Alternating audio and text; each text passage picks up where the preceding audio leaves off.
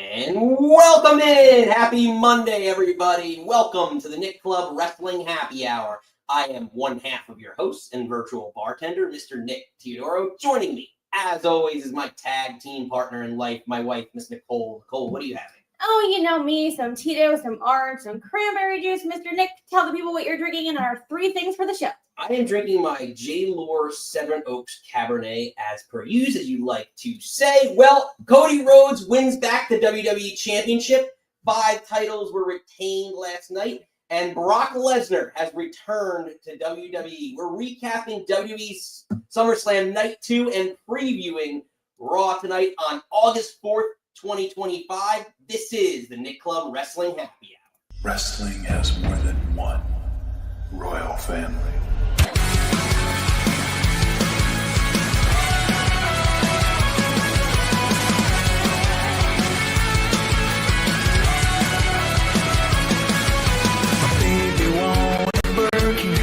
She's been telling me all night long.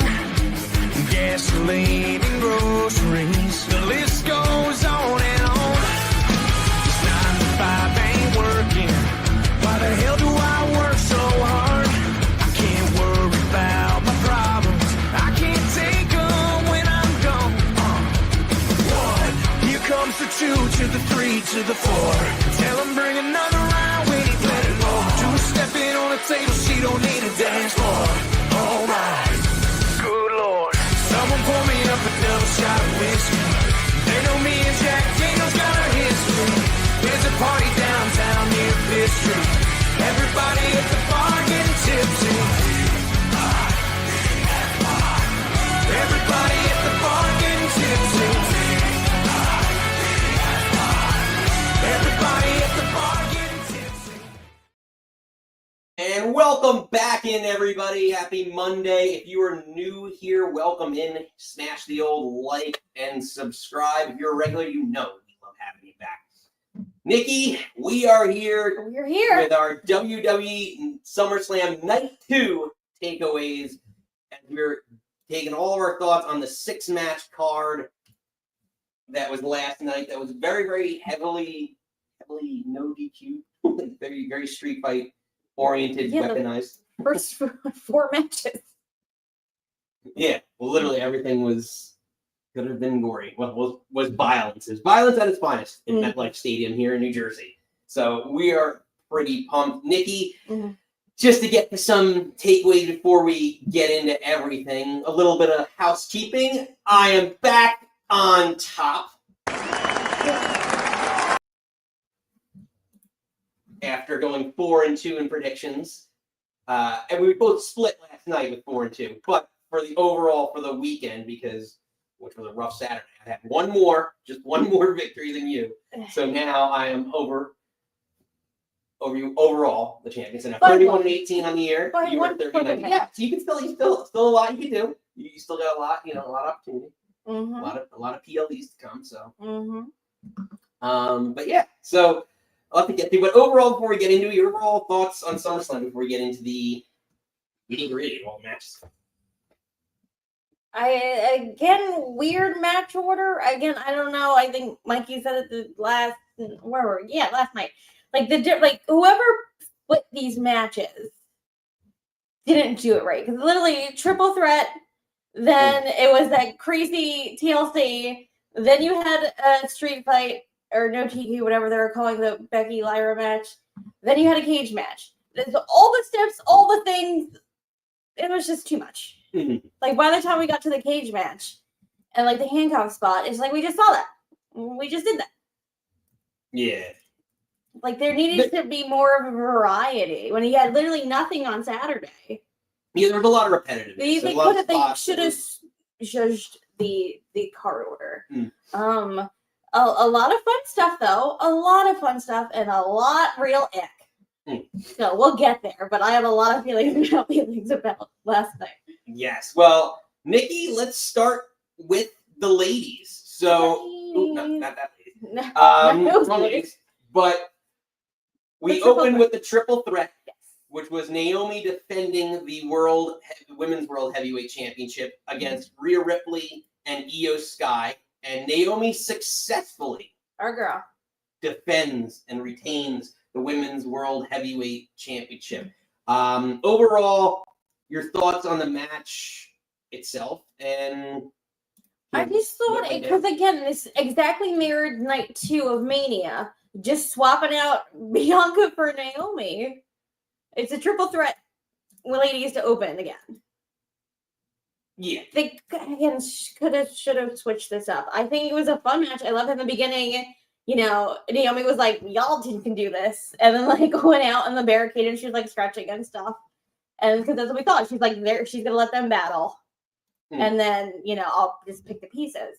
But then of course there's always like, "Oh, didn't mean to hit you. I meant to hit the bad one," and then it kind of kicked off. I feel like at the beginning it was something a little slow until it's like, all right, we're all gonna beat each other. Well, it's 3 athletic women in the Super match, right? Like yeah. super athletic women that you knew you this is gonna be were great going to match. get like Top notch. yeah, top notch, wrestling out of them. But again, like we talked about it on, last Sunday. Confusing days. Yesterday. Yeah, yesterday. Like about how we thought that, like the Becky Lynch pin in the triple threat with Bayley and Lyra is how Naomi should have won it. And that spot, that avalanche, which is just great, like because Io's reversed it into a Hurricanrana, the avalanche riptide You spot. finally hit it. Yeah. And she finally hits it. So, like, we've been kind of waiting for that for a while. And then Man chime in. He's like his hometown woman. He loves then Naomi. her coming in, pulling Rhea off, doing the quick roll up, having the fistful of tights. It was a fun ending, and I just like I really love when triple threats, like it's not just like 2 people wrestle when one person's out. Like they had so many spots like together. I loved when Naomi did her split like a moonsault into the pin. And then she moved out of the way so Io can hit her over the moonsault. Like, I just like all the kind of things that connect into each other. It's like, oh, I'm going to move this way because you're coming that way. And then that's how that person got hit. I like those triple threats more when they're all 3 of them are doing something together and it leads to something. Well, it produces easier chain wrestling. And we use the term fluidity, but liquid. Well, you use the term liquid. But yeah, it keeps that. It just makes it because you can finish her and finish her. It makes it just so much more exciting in general. That's why I think a lot of people like doing triple threats and things like that. I think that's why, things have evolved into like 6-man tags and trios and things. No, we'll get there. Yeah, but yeah, ultimately, to me, Naomi retaining right person. This was the right decision, and she asked me. She's got the momentum. She's already kind of they've teased that match with her and Stephanie already backstage. Well, now it's official. Now it's official, but they teased it already. Yeah. So I just think at this point, and then Stephanie, I think she's just holding for Stephanie, unfortunately. Hey, she had a great cash in, crazy unexpected moment at Evolution. Went into SummerSlam as champion, walked out as champion, and if this is her last run, I think even if she does lose to Stephanie and Patty, I think it's a great run for her. And her dad played her out. That was like the sweetest thing. Yeah, I forgot about that. Yeah, and then she like tweeted to him. She's like, "I'll always be your girl." Yeah. But it is pretty sweet. Nice moment. But yeah, it seems like the chat and Piltman in the chat seemed pretty happy. What are your thoughts? Are you just happy with Naomi on top? Do you want to see Rhea or Io maybe take the belt? Because Io, again, you have that opportunity with Kairi Sane and Asuka, and that built-in damage control feud that you or you running back if and when Stephanie wins at Paris, then you can run that match with Io back between Stephanie and Io because that got interrupted. Like it wasn't a clean finish to that match. So, you can run that back. Yeah, I know. There's a lot of ways to go. Professor chiming in, another BCP. That's friend. not. That's Joe. There's too many Johns. There's too many Johns. We have to separate our John. Joe. Sorry, Joe. I mean, like, I guess you can. I'm sure he doesn't mind being called a professor. Yeah, well, I don't want to give him too much credit. He said, "Time for 70 to get her shot." Couldn't care less. Rockets back. Yeah. True. Yeah, fair point. Fair point. But Nikki, yes. Let's move along into what was going to be the last match announced for the whole PLE. The TLC match, where the Wyatt Sicks retain as tag team champion after a crazy, I don't even think crazy is a strong enough word. a lot of spots. I said a spot fest, train wreck, cart crash. You had the Hardys and the Dudleys in the crowd, like supporting them, and so many things upon things that happened. Like for a second, it was just like when it first started, or they first everyone started beating up on the Wyatt Sicks, and then they kind of went out of the ring, and then they all kind of turned on each other. And then at first, I was like, I don't know where to look. There's too many things happening. And it's like my ADD brain. I was like, I don't know where to go. But then it kind of finally, like, once people were going down, then I was like, oh, spot here, spot here, spot here, spot here. And there's, I don't know where you want to start with spots. You just want, say your favorites? It was a spot, yeah, because it was definitely a spot fest, for sure. Yeah, where to go? I mean, again, we start with the ladies. Candice, girl. yes. PW. This moment. Candice is back. Oh my God. This moment. So again, there's a lot of different, tables. There's probably like 7 or 8 tables that got destroyed in this match. But this moment, Candice LeRae, there's a spot where Candice runs out. Everyone's basically down. She's going to run up the ladder and retrieve the belt. A la, what's the character's name? James Ellsworth. No. I'm Who got the belt? Heels. The movie, the show Heels. Oh, what's her face? Oh. God damn it. I'm gonna hear someone what's her name? watches Heels is gonna correct this, but basically runs out like she's gonna take the belt like in Heels. Oh, no, what the hell's her name? Oh, it's gonna be so annoying. But she's going to retrieve the belt for her husband, who then eventually steadies the ladder for her, which is. And then she gets knocked off anyway. Yeah, so he eventually gets knocked off because, oh my gosh, Montez Ford will kick Ciampa, who will then go into the ladder into Johnny, and then she falls in. And this spot again, it's reminiscent of a couple months back with Chelsea Green in the Money in the Bank ladder match, and like this moment, her falling through and crashing through the ladder. To me, crazier than a table. It's metal. I know probably potentially prop ladder, but still, gimmicked a little bit. But to me, this is a moment that, again, it's harder than a table. It's a big time moment. And every show, Nikki and we have a moment we call our highlight of the night. I didn't know this. You told me the other one. I don't know with this one. You said the other one was yours. I wouldn't have started with this then. Well. You said no. No, because you used the other one, the other match, the other. I thought you were the other IC. Yeah, but I thought you were. I didn't use that one. Those are yours. So this is what do the other one. Properly listen during production. Oh, you're so full of shit. Unbelievable. Unbelievable. Believe this. So regardless, this is I'm stamping it first. This is what happened. I am stamping this as our Big Nick Energy. My Big Nick Energy. But explicitly. Big Nick Energy moment of the night.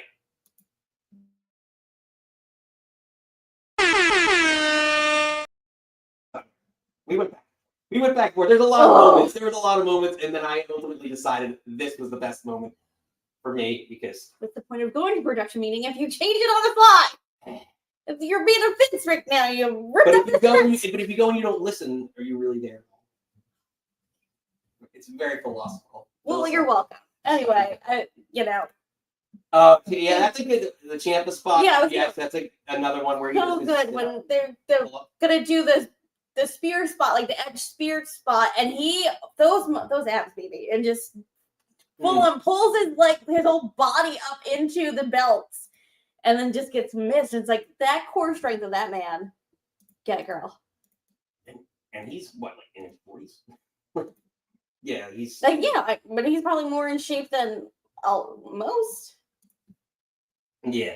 But yeah, to me, this match was a lot of destruction. One more spot, because I'm never not gonna pop for Spanish Fly. When Axiom and Dawkins, like Ciampa was laying on the table, Axiom jumped up to Dawkins, and then they just grabbed each other. Tommaso moved out the way, and they did the beautiful Spanish Fly, but they were so close, both of their legs hit the barricade. But again, I'm not gonna Spanish Fly. I'm never not gonna pop for Spanish Fly. Yeah. Especially the size of Dawkins. Yeah. And even like when in the beginning of the match when they're all sitting there waiting for the bell to ring, just like it's just like he looks humongous, like a sea of tiny mittens. And for him to do this flawless with the Axiom, like props to Dawkins. Yeah. Spanish Fly. Ultimately, though, what ends up happening is you do have the whole Wyatt family to deal with, and which includes Eric Rowan, who comes out and has his moments of destroying people and then gets beaten down by chairs. Ooh, that's brutal. And eventually, Uncle Howdy Bo Dallas comes in, throws Ciampa off the ladder, and at one point in time, he has mandible claw on, was it Frazier? Yeah. On Nathan Frazier. So, eventually leading towards the ultimate outcome of the Wyatts retaining the tag team title. So, Nikki, overall, just your thoughts on this. Was this the right decision? Do you like it? I didn't pick up. Again, you could have just threw a dart at any one of these names. Like, if any one of them wanted, I'd be like, okay. Again, I think the SmackDown roster men's tag has more depth, is more exciting than Raw. I'm fine with the Wyatts winning, but again, there's just so many tag teams. It's going to spin off to who gets first dibs. Yeah, I think it made the most sense, and storyline wise, you're not going to take the belt off. You would effectively kill the faction if you did that. So, yeah. And also, Joe Gacy looking real svelte. When they were walking out, it was like, he lost a lot of weight. Yeah. He looks good. I'm like, again, like, also, I was like, you're gonna, with your new kids. But also, I just feel like, looking back, I guess Loomis and Gacy are kind of still new kids. Like, still new to, like, they came up on Maine and they were all new to me, damn it. And I really like Loomis. So, I'm fine with it. Yeah, no, I think it just makes the most sense in terms of storyline and booking for the future. So, yeah, we'll see moving forward. So, Nikki, moving along, what's the next one now? I'm blanking. The next is Becky Lyra. Oh, okay, so I did have it right here. So yeah, so we move along to the second ladies match of the night, which probably, to be perfectly honest, should have been on Saturday. Mm-hmm. Becky Lynch retains the women's intercontinental title. Yes, the one Nikki got right. In what was a pretty, it was a damn, when I look at all the matches, and when you have all these street fights side to side, or all these no DQ matches side to side. Man beats bird. I love it. Steven, I love you when men's play. Steven is the troll. But yeah, so ultimately, when I look at all these no DQ matches, theme matches back to back to back, this probably ranks number one or number two next to the main event, probably. To me, in terms of the match, like overall, or yeah, overall. Night two. I don't know. I don't think I was in love with this match. I feel like everyone else was. Out of like the kind of trilogy that they've had, it's not my favorite, and I just think it was sort of too much. And I feel like this match made me like the steel cage less. But we'll get to that. But it's like you had the zip ties and then you broke the zip ties and you had to pretend you had the zip ties, which I get things happen. Then you went under the ring and then magically you're free. Yeah, well, these spots, the zip tie spots, I really enjoy because of the fact that like the way that the creativity and how Lyra wrestled with her hands tied, like the moonsault, and like the way that she actually worked through this match was really well done. And like she's a phenomenal wrestler, and she's won me over. We talked about it. Yeah, no, true. And I don't want to sound like I'm sitting on this, like sort of, but like I think I would have loved this more if it was on night one. I think there needed to be some separation because we just saw that crazy TLC match. And now then we're back to more weaponry. Like I need a little variety in my wrestlings. Yeah, but again, I think think the match could have been right in here. Yeah, like the spots that they did again, the chair spot, her getting choked so many times. Great match, great match. I love Like, when me, Joe. when Bayley came out and Becky's beating up Bayley, and then Lyra comes out of nowhere with the leg drop was a phenomenal shot. Just I would have been in love with it. Which is all the shots that they've been doing. A good match. I just feel like I would have been in love with it more if it was placed somewhere different. Like this spot, That's I love a great this shot. spot. Like the use of the chain, you don't see it that often.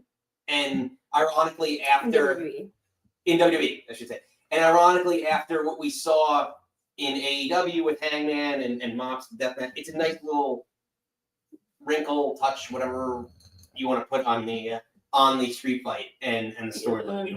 Her Happy Gilmore shot with the kendo stick was fun when she's in the ring and then she, hits the kendo stick like it's a golf because club. what's his name? Michael Cole was like, she's like what was she doing? What was the other sport? She's playing baseball, and then he's like, oh yeah, I forgot she's in a movie. It's like, oh no, it's supposed to be her. She's hitting a golf ball, like dumb. So again, a lot of good spots. And I really sound like I'm shitting on this match. I think it was it was a fun match. I wanted it to be somewhere else. And then ultimately, what we talked about happening. Bayley comes in and intervenes as Becky's about to murder. And even you say murk, likes to say a lot. He's about to murk Lyra out. She takes I almost called it the croquet thing. Crowbar? The crowbar. Friend of the show. Friend of the show. Crowbar. Making an appearance at SummerSlam. Well done. And then I completely forgot about it until I just re-saw the picture, but eventually comes back into the picture and Becky has the chain wrapped around her hand. Bayley has your daughter. Bayley has the chain wrapped around her hand, ultimately looking to hit Becky and hits Bayley, and ultimately eventually costing her the match. So where does everyone go from here? What's again? I next? think it opens up. Becky did maybe I guess she's going. I would like to see her face someone else and have Bayley Lyra feud on the side, and then Lyra would, I guess, and then you have Bayley win it from Becky, and then Lyra takes it off Bayley, or do you insert someone else from this picture? Again, I'm just, you know me, I'm like, put Chelsea Green in there. I want to see Chelsea Green in every feud. In every feud, but I guess I know you'd be upset because it's heel on heel action. And we can't. But I don't know. I would like someone else to be inserted into this, and maybe rotate Lyra Bayley a little bit that way, and then make your way back there. But I'm ready for a little new blood in this. Okay, because we've been seeing this since April, beginning of April, mid-April. When was WrestleMania? Yeah, it'd be nice to see Lyra. Maybe she moves over to SmackDown, like you said. I don't know if you said it just now or Friday or Saturday or Sunday, but yeah, I mean, getting her some fresh feuds. Yeah, like again, let's go back to this. He's an Oscar. Yeah.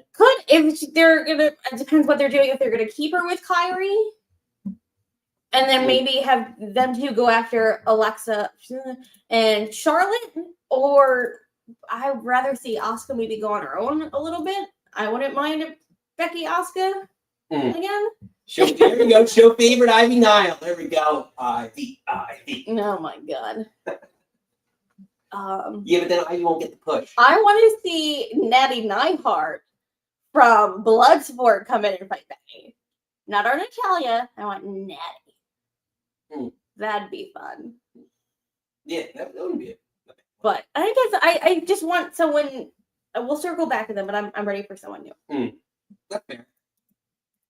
So, Nikki, we move along to the cage match. Yeah, I mean, where Solo Sikoa takes on, defended successfully, I might add, his United States Championship inside of a steel cage against Jacob Fatu. Overall thoughts on this match? I got the moonsault I wanted, just not technically in the match. And poor Tongalo, who ate all of that. Again, we had the handcuff spot that you're focusing on Solo, but you don't see it.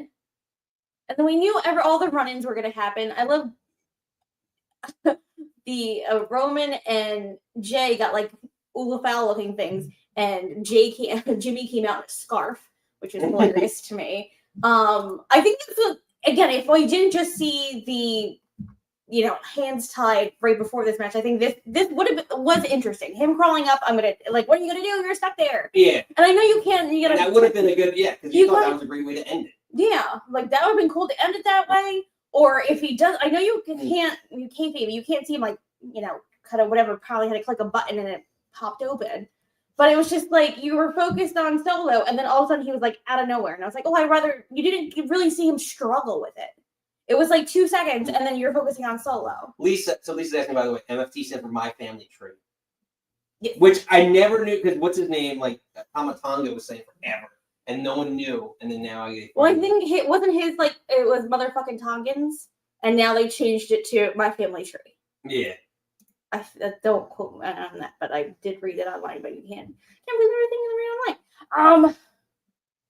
But yeah, it's a great spot. Yeah, but right after each other, him like cuffing him, it didn't look great.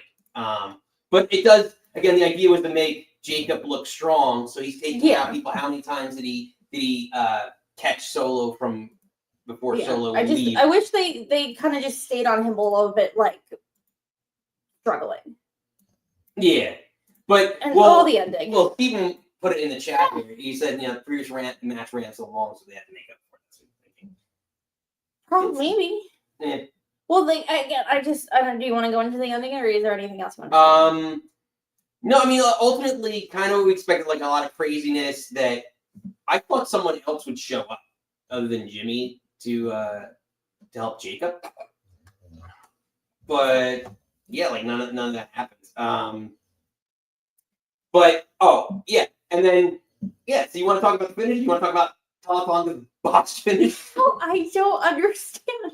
I got that for Solo, who just kind of had to like fall like a potato. Like, he should have pulled him. He was too busy like gloating. You have 1 L or 2 L's, you know? Who? Talla. I think it's 2. Someone's gonna spell check me. Where's that? It's his favorite.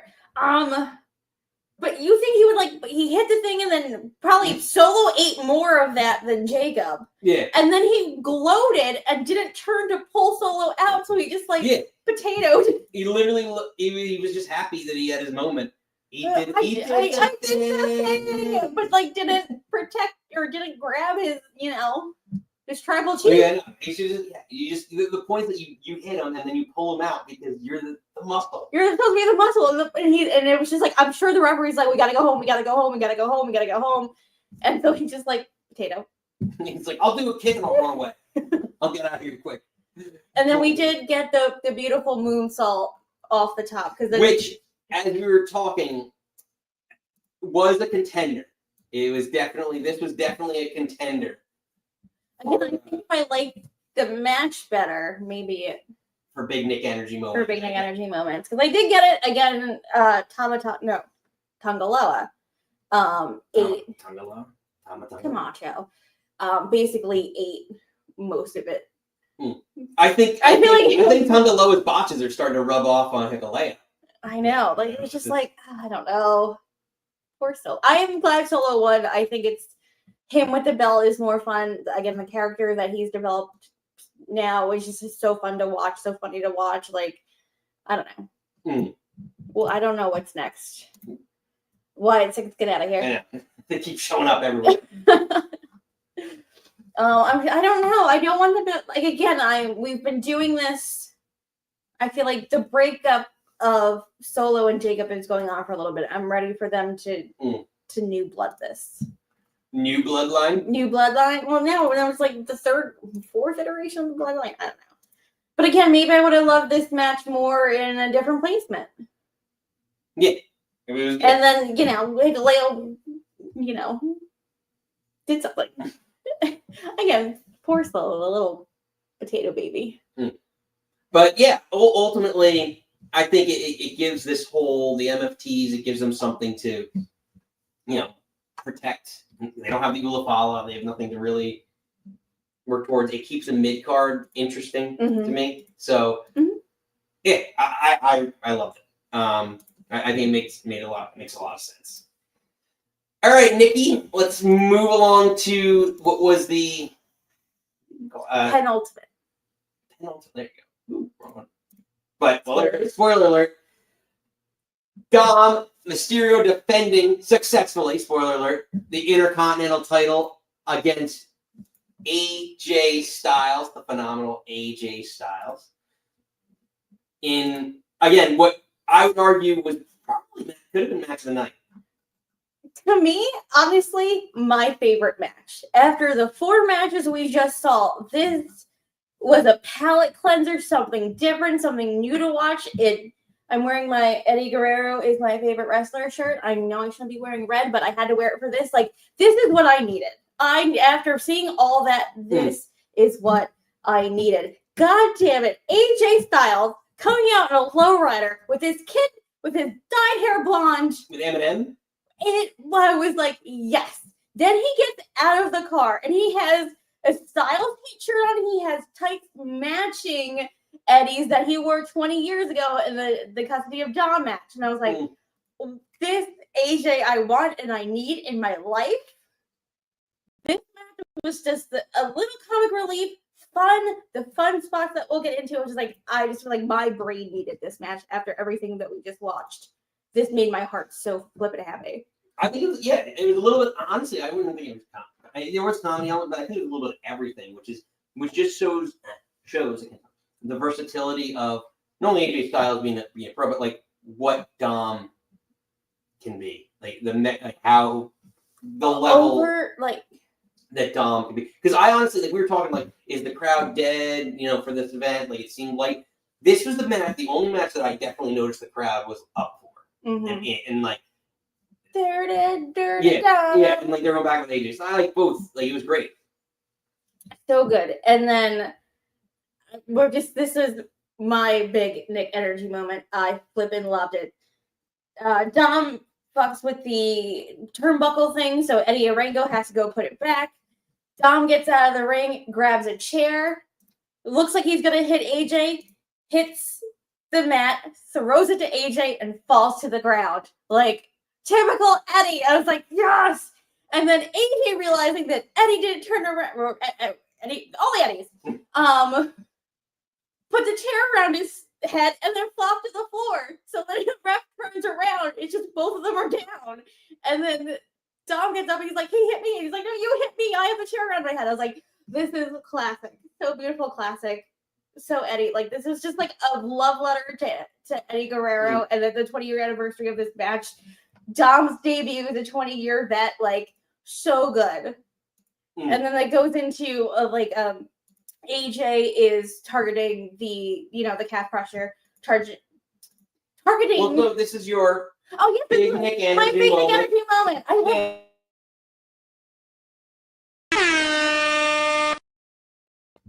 I just want to talk about this because it was like, we're gonna get dark from here, kids, and this was just like a bright little spot of this card that I'm clinging onto when we get to grosser things. And then it goes to the calf crusher. Dom pulls another Eddie. Boot comes off. Hits AJ with the boot. 1, 2, 3. He retains. I love this. I love this so much. If you haven't, go back. I know it's a shorter match. I don't know if it got cut because all the crazy time. But I also feel like it didn't need to be that long. This was a little moose boosh before the main event. And there's everything I needed. Yeah. But again, AJ's having so much fun. Dom is like levels above everybody right now. Like, chef's kiss all day. Yeah, no, it's the right decision. I know, I think Mikey, not to put words in there, but I'm pretty sure Mikey picked AJ when he came on Sunday, or last night, rather. But I get it because of like crossing over and things like that. But with the AAA stuff, but this is the perfect way to bring the Intercontinental title to AAA. If Dom's going to be the face of AAA as rumored, just a perfect crossover exposure for that product, for both products. Even though WWE. but he's the right guy for the Intercontinental title right now. And I know like there's some nostalgia of AJ. You know, it's a workhorse belt. AJ's a workhorse wrestler. To have the title to me doesn't it right now. The workhorse of WWE is arguably Dominik Mysterio. It was just this match was so good. I can just this is what I needed. This is what my soul needed after the beginning of the card. And then I didn't realize how much I was going to need it after the main event. But again, just a fun. I'll keep going, so please. Yeah, no, Joe's agreeing that Dom's on the top of the world right now. He's done phenomenal, no pun intended, work. So good. Also, you know how all his gear is like skeletons and stuff? His sock had a like little skeleton put on it. I was like, no, it wasn't a gimmick, man. I love it. I love him. Again, you and I were talking, was it this morning or last night? Or was it, I don't know, whenever we talked, that it's just like how he came up and he was just like his dad's little thing, and then him turning heel and running off with the Rhea to join the Judgment Day. It's just like that little kid that we saw teaming with his dad, the tag champ. It's just crazy pants to see like where he's at right now. Yeah. No, Steve, he's not turning face yet. He's not turning face. I agree. No, because he's going to do all the stuff in AAA. He's going to be heel for a while. All right, Nikki. Are you ready to head into it? Yep. Let's get into it. The main event. John Cena defending the WWE Undisputed Championship. Heavyweight Championship. It's WWE Undisputed. Undisputed Championship against Cody Rhodes. Do I tell everyone that, well, I said it in the opening, much to the surprise of both Nikki and I, who wrongly predicted it. Yeah. Cody Rhodes is the new WWE champion. Much to the surprise of most people. I think we were shocked. I think this match was so good, and I didn't, again, it was like, it has to be better than Mania.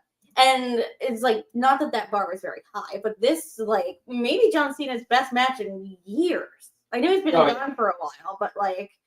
If this happened at WrestleMania, you'd be like, oh, what a great WrestleMania. Yeah. Like, what? This ended WrestleMania, you'd be like, this is perfect.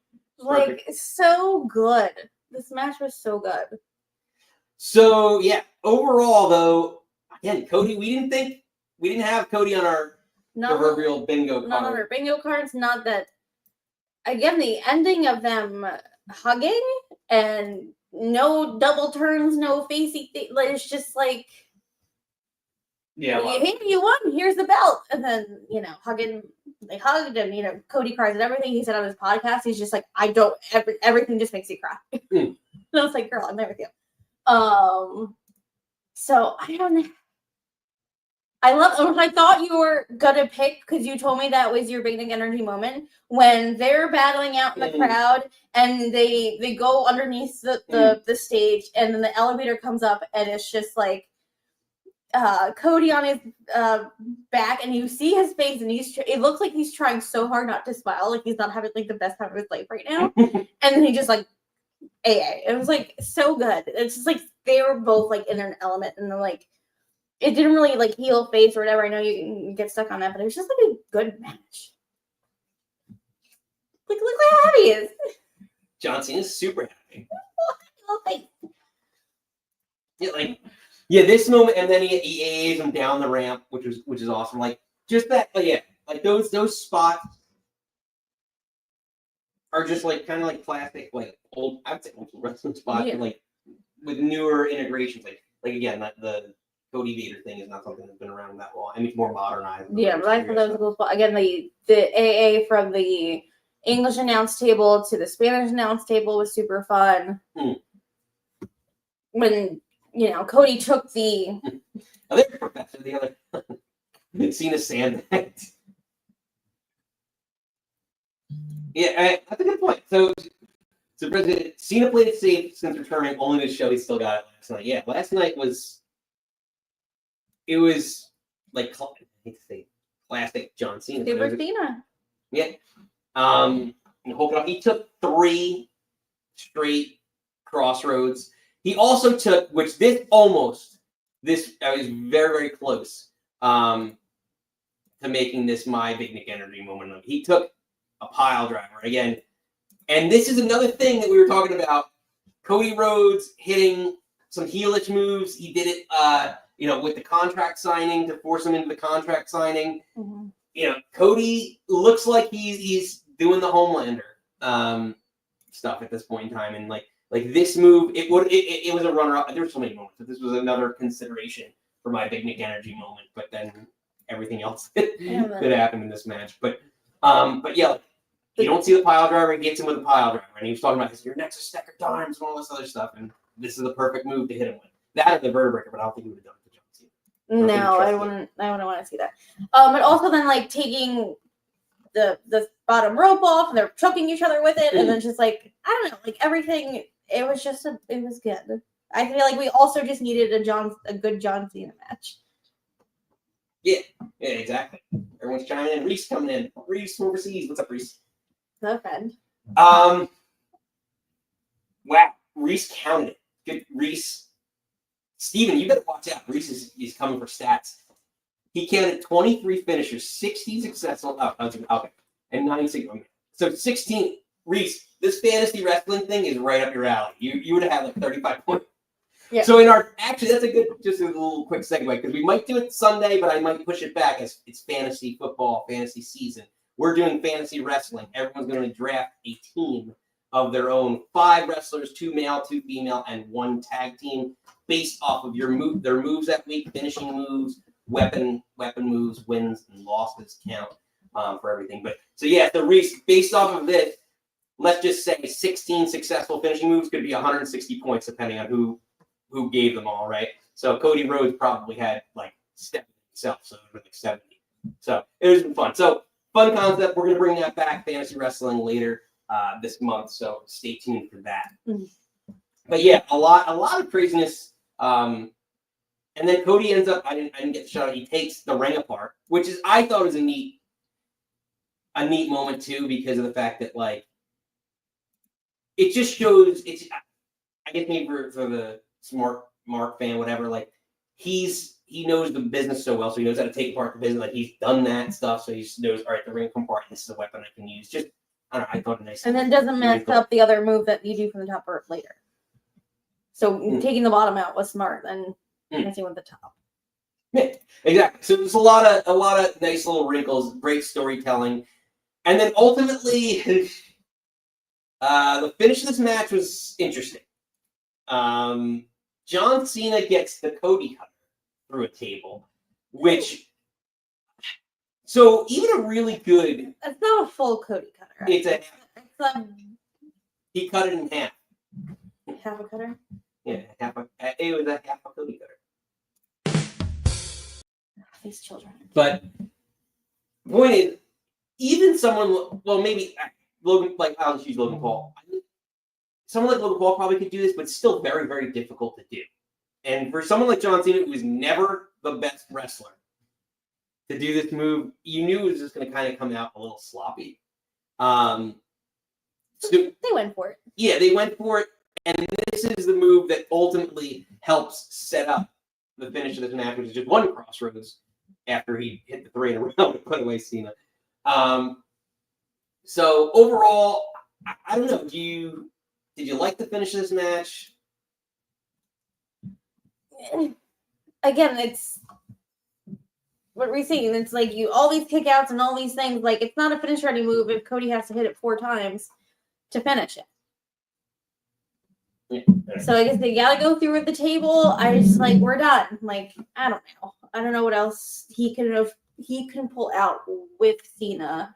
Again, so you can't hit the vertebrae. You're like I would not want him to hit that on Cena. And I'm sure again he went through the table and all the barricade stuff, but like is there certain things that he's like I got stuff to do outside of this. We can't be doing this nonsense.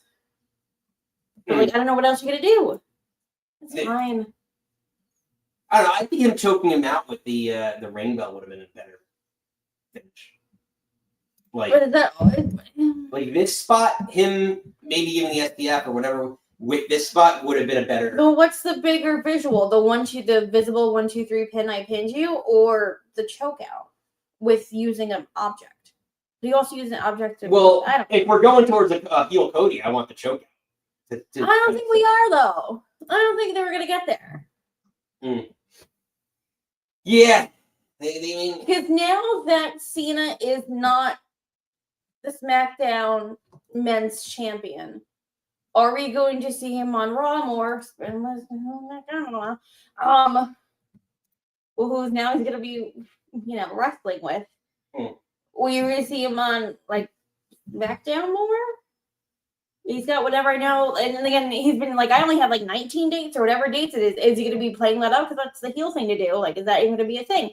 Or is he going to, like, do more dates because now he's sort of like a face? I'm not sure. I don't think he's doing any more dates. I think Cena's done. But Well, I mean, like, he's not going to go past, like, obviously December. 12. Seems like 12. But, like, could he maybe, because that was like, I'm not going to Ooh, be. that's a good point. Seems that if he chokes out and never tapped out, leave it open for another match. Oh, we're John Cena. Two's enough. Well, they like the triplets. So. I don't. Well, we'll get there. I got feelings. So. Well, that put a bow on the end of the actual matches for the night. But that wasn't all that happened.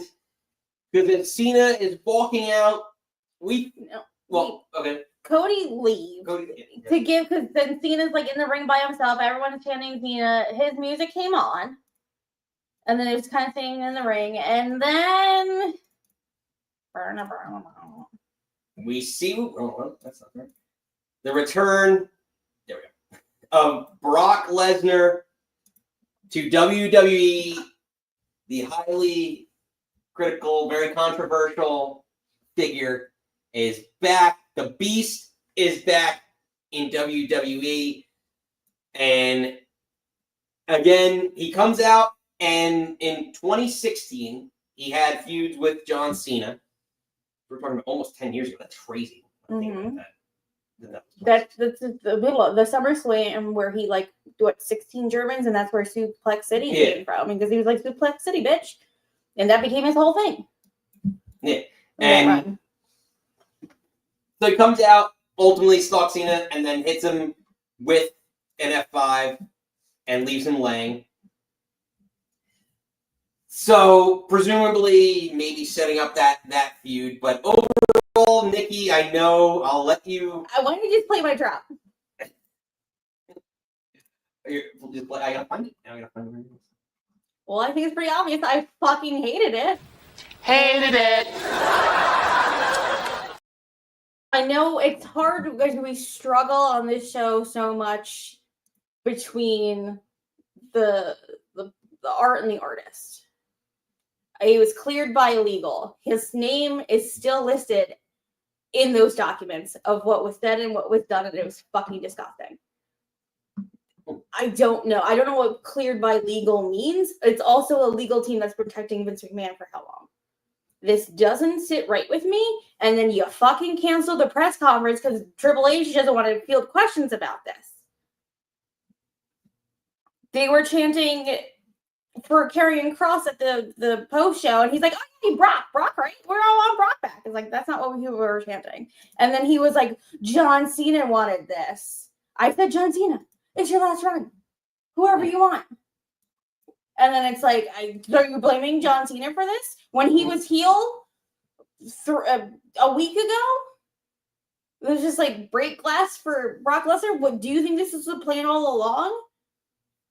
I don't think so. Yeah, I think this is a pivot.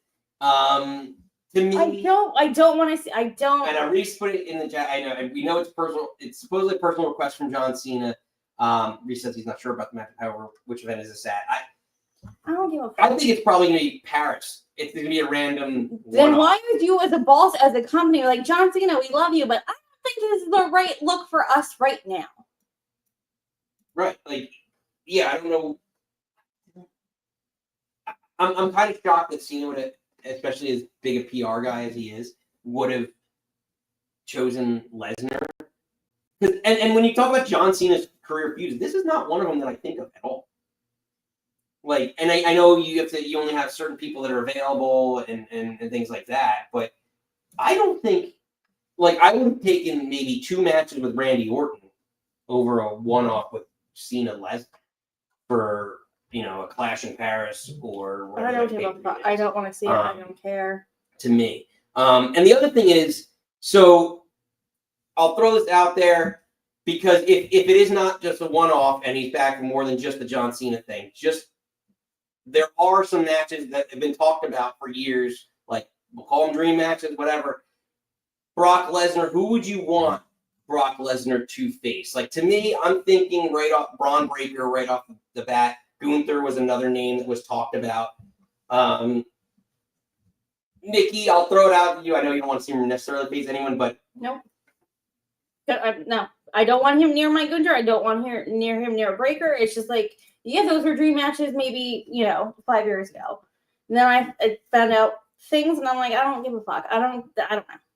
It doesn't sit well with me remotely.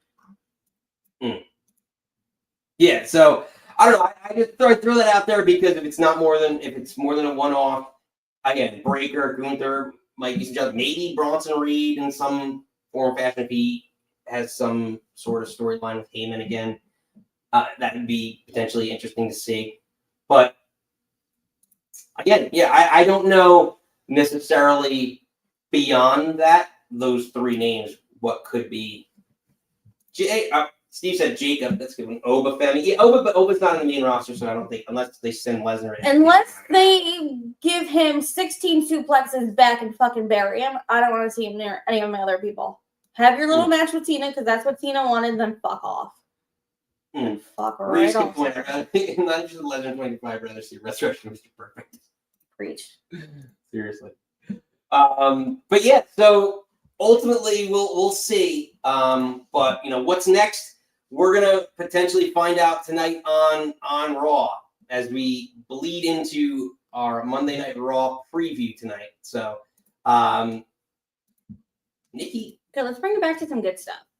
I want promos from Seth. I want promos from Punk. Well, the Seth Rollins era does begin tonight, or another era. But also, they did trademark today. I don't know if you saw this. Yes. They trademarked the Vision. Yep. So the group is going to potentially be called, more than likely, the Vision. Yeah, and then we don't know what's going on with Braun Breaker's knee. He was apparently at a fan event, and the fans said that he was sitting in a chair, and his knee looked swollen.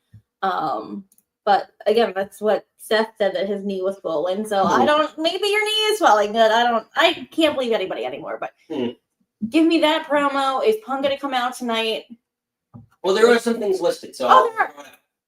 Becky Lynch is scheduled to make an appearance. I'm sure she's probably going to cut a promo. Then bring because isn't it? I didn't mean. Did I cut you off? I didn't mean to cut you off. Because it was all the Raw after Mania. Who's coming up? Could someone? I would love if she comes out, cuts a promo, and then someone cuts her off. Who's someone from NXT? They talk about Ricky Saints and Ethan Page coming up, but I don't know if they've really talked about any women coming up. But this would be a time or someone from SmackDown come out. So you kind of stole a little bit of my thunder here. Story of my life, baby. It's our collective thunder. Seriously. So you talked about calling up someone. Who potentially could debut tonight on Raw? Because it's always WrestleMania, night after WrestleMania, night after SummerSlam are the big one. I don't think maybe Survivor Series once or twice. But who could potentially debut tonight on the main roster? Obafemi? Or is he still champion? He's still champion. I think he's still champion. Yes. And Mikey and I said I'm getting We'll switch over. on the bandwagon, off the bandwagon with NXT. I don't know, but I would love. It's not gonna be I'm just thinking. Could it be to your point in Becky's promo? Have Jordan Grace come up. That would be a phenomenal. That would be for Jordan Grace to come up and call out Becky, and then get screwed over by Blake Monroe because they're feuding in NXT.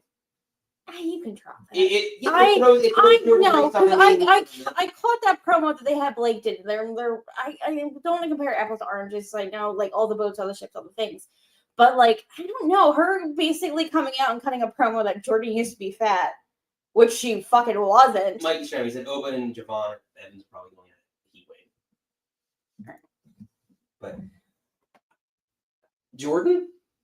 Yeah, the promo that Blake cut on Jordan the other week was like basically called her fat when she wasn't fat. And then it's just like, of all the things to do, like and then again WWE getting heat from like formerly known Cora Jade was like how she got body shamed and all this other stuff, and Gigi Dolan said the same thing. And sorry, Priscilla Kelly. But we don't need to like again. Her character in AEW was so fucking good, and I feel like it's not capturing the same spark as I want it to. Again, they're the kind of WWE-ifying her, and I'm like, just let her do the thing. Well, that's why you brought her in the first place. But Steve, that's what I'm saying. Jordan will work both for a little bit. Like this is just keeping both feuds kind of center eye, so to speak. And Jordan's supposed to be on SmackDown. Well, they said she was on SmackDown? Wasn't that like months ago that they said that was going to happen? Yeah. I didn't think that's when they brought up Julia instead. That's true. But the other thing is, so I'll throw this out there. Well, you said debut. Well, I said debuts. Who else could return? Could there be someone returning tonight? We had Rusev, who's actually competing against Sheamus tonight on Raw. They're going to do a best of 7 series and be a bar 2.0. That's the vibes I'm getting. It's like Cesaro and Sheamus had that best of 7 feud, and then Mick Foley made them a tag team. And again, I did love the bar. But like again, Rusev returned night after WrestleMania. So when you talk about, big nights for returns, do you have anybody in mind that could potentially come up tonight or hasn't been around? Like, to your point, right? Like, Becky just maybe could AJ Lee return? Like, maybe have some sort of little run as like a challenger of Becky. That your husband destroyed my husband's dream, so now I have to beat you up. Yeah. Go towards that next tag that I've been brewing. I thought I've been booking for a while now. I don't know. I think we could see like Ilya.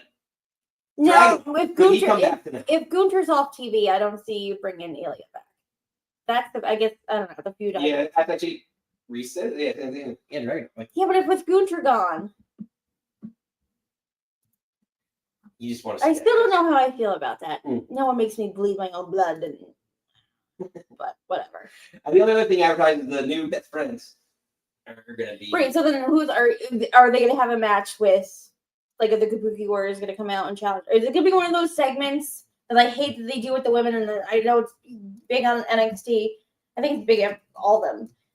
The champions come out and they cut a promo, and then like one group comes out and another group comes out. No me. And I think that's what's going to happen because I think Judgment Day ladies are going to come out. If you could have the Kabuki Warriors, some other ragtag ladies are going to throw together. But you still have Natalia and Maxine as the Dungeon Babes. Is that what they're calling them? They had a name. I think Dungeon Dolls? Maybe. I can just fucking throw people together. I get it, because they had, to Reese's point about the Iconics, like, I don't think they're technically signed to TNA. Like, they were at Slammiversary. You could. I don't know. I love them together. But seeing Billie Kay with blonde hair was throwing me off. I feel like she looks so different. I can't even recognize. Well, they're babies and their moms, and I don't know. I love them. But Peyton, you say yeah. Well, that's yes. So I think it might be one of those things that like they come out and then all of a sudden every tag team comes out and stakes a claim. For sure. So yeah, Nikki, let us know what you're thinking. What's going to happen on Raw tonight? Or what your thoughts are for WWE SummerSlam Night 2. Electric Boogaloo. Exactly. We have a new WWE champion, Cody Rhodes. Cody Rhodes. Also, reports came out that obviously when he does go and shoot Street Fighter, that it's not going to like impede that much. Because even when like Liv went out and filmed that movie, it was kind of like they played into the storyline and like Don missed his. I'm gonna say that I'm not gonna even say it because I'm gonna say it wrong. Whatever, white girl is for Spanish. No, strike that, reverse that. Well, Mikey's the one. Yeah, Mikey is waiting patiently, so we'll have him. I'm not gonna be able to say that, so I don't want to embarrass myself more than I already do on the show. Find it. There's a scene in Ready to Rumble that David Arquette does, and he's like, hola, or something like that. And he's like, you know Spanish? And he's like, yeah, I did it in high school a bunch of times. That's kind of but Nikki, Anywhoosies. it is that time of the show where we open up the phone lines. Let us know what you're drinking, what you're thinking. WWE SummerSlam Night 1, or SummerSlam in general. Night 1, Night 2, Raw. Yeah, you want to preview Raw tonight? Let us know. But Nikki, my little blondie, as I like to say here, hit the snare.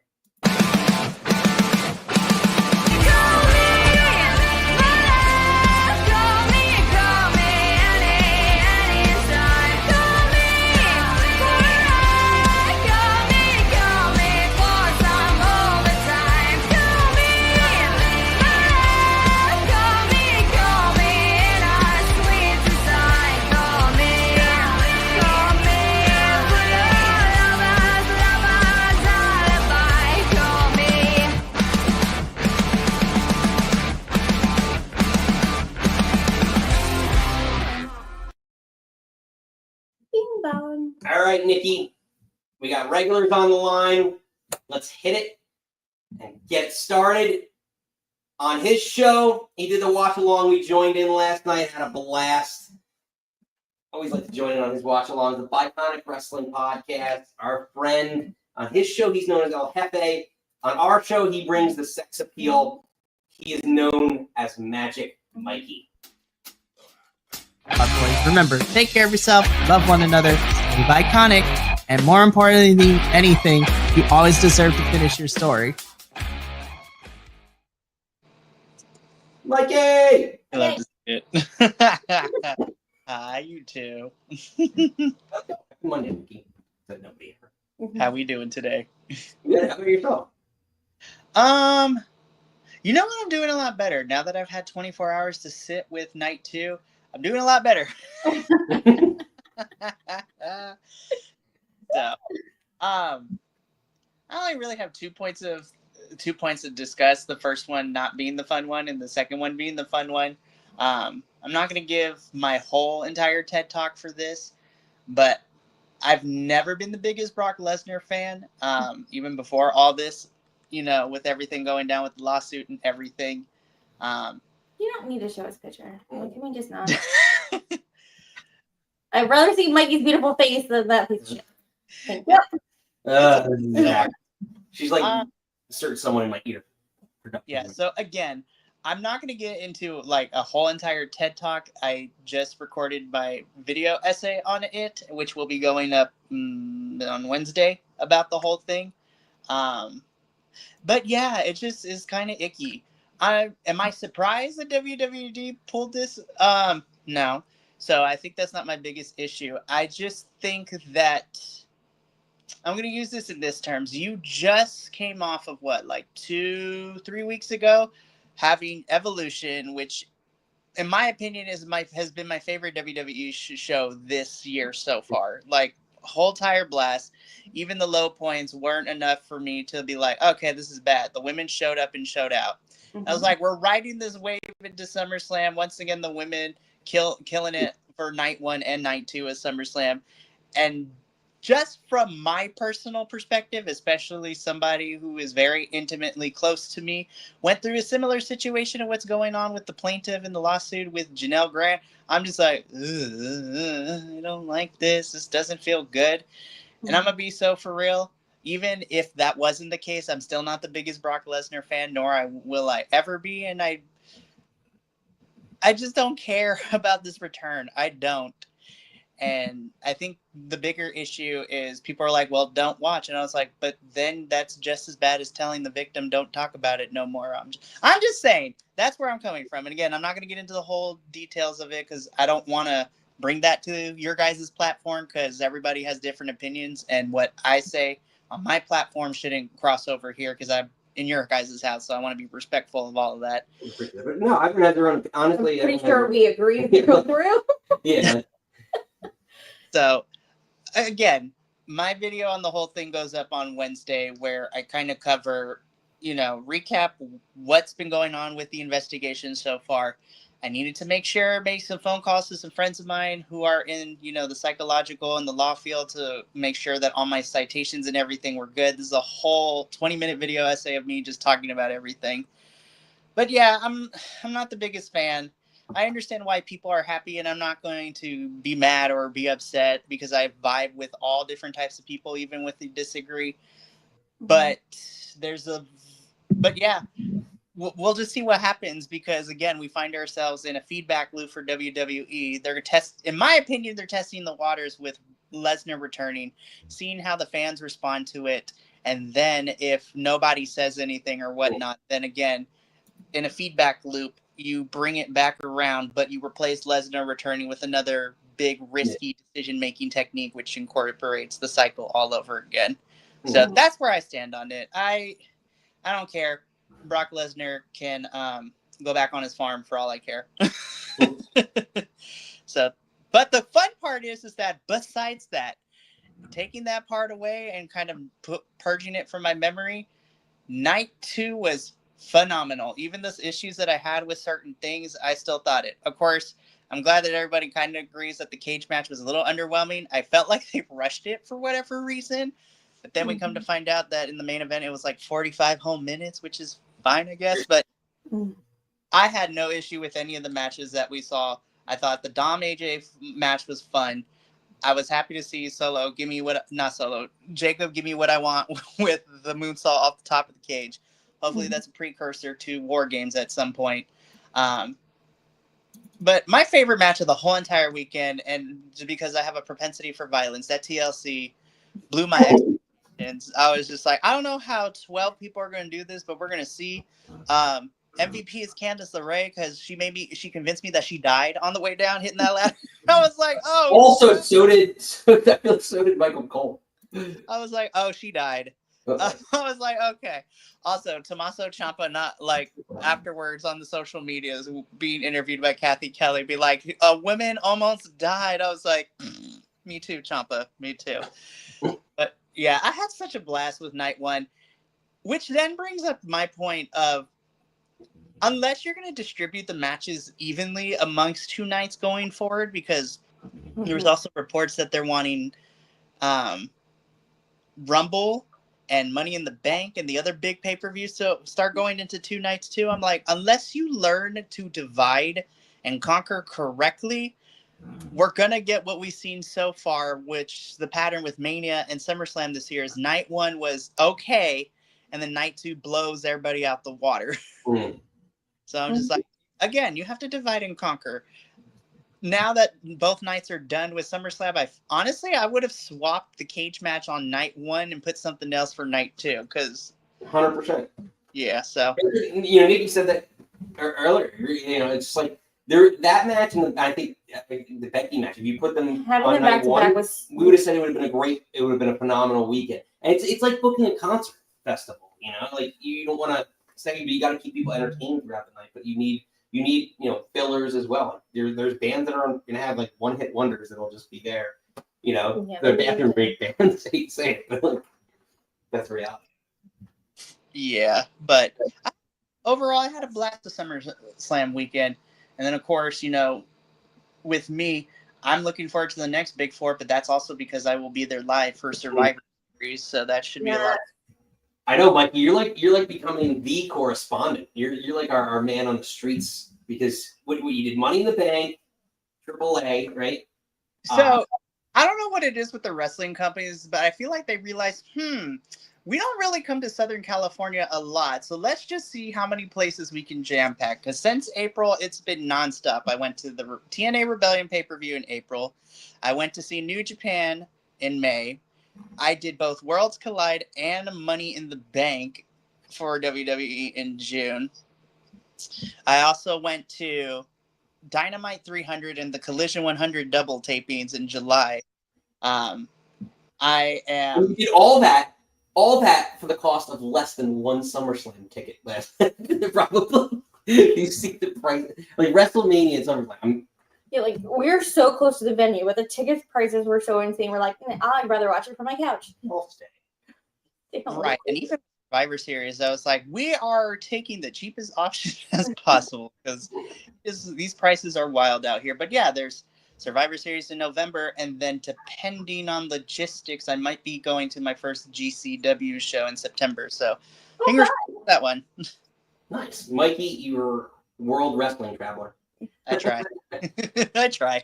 Mikey, before we let you go, let everyone know where they can find you on your next show. Oh, absolutely. So if you want to hear the BC WrestlePod's full thoughts on SummerSlam, tune in tonight at 5:30 p.m. Pacific, 8:30 p.m. Eastern. We will be going over both nights of SummerSlam, where we're going to talk about the good, the bad, and the ugly of everything.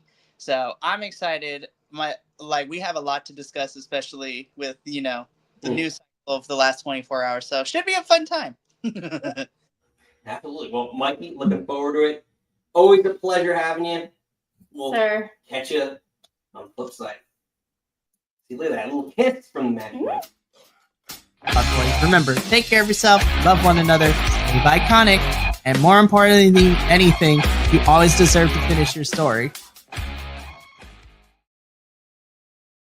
All right, Nikki.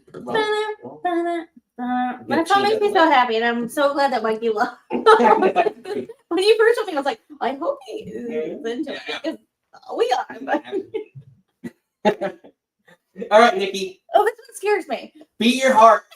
Get ready for the Johos. Say, oh, oh, oh, Joho. Go.